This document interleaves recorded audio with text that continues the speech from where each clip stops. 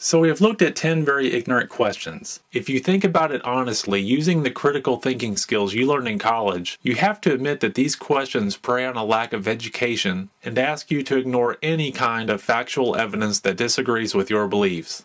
Now let me show you something remarkable. What if instead you assume that God is real and you educate yourself regarding the Bible, including its science, history, archaeology, and culture? A funny thing happens. The answers to these questions make complete sense and reveal an obvious agenda to brainwash you into the idea that having a belief in God indicates a lack of intelligence. We find there is no need to look at all 10 questions again because we see the real motivation behind them. In order to deny God's existence, you need to create questions based on misused Bible verses taken out of context. Ignore any evidence that suggests God exists. Insist that if it is too hard to believe, then it isn't true. Use faulty logic and assumptions like, if God heals one and not the other, then he's not real because he should. Believe if you talk to God and he doesn't answer, then he isn't real. Have a shallow view of the world. If the atheist believes God doesn't exist, then why do these questions try to define who God is and what he should do?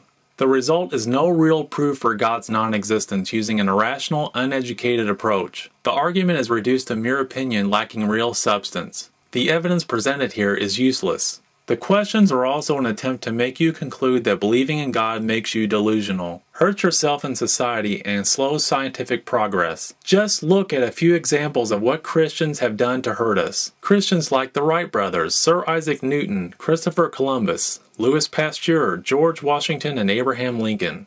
People like this need to be stopped. They are hindering the progression of science and hurting us as a society. But seriously, the atheist cannot prove God doesn't exist any more than a Christian can prove that he does. You can only examine the evidence and have faith. If you make an effort to properly study the Bible, you will find that Christianity is not an oppressive religion using guilt and damnation as a means to force you into submission. The Bible does not read like a lie created by ruthless men. It does not seek to control your life, but to make it better. If God wanted to be a cosmic puppeteer, we would all be enslaved to his will right now. Being a Christian means entering into a developing, loving relationship with Jesus that will last for all eternity. Jesus is God's invitation to be with him. The free gift of salvation is for everyone. All you have to do is accept it.